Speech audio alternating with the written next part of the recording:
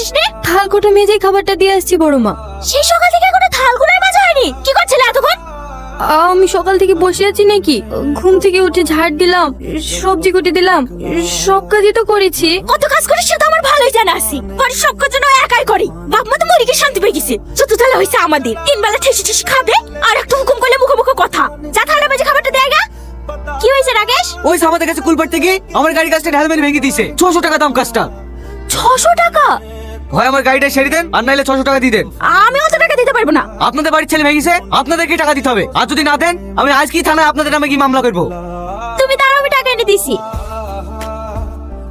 এখানে আয়। না না, আমি যাবো না, তুমি আমাকে মারবা।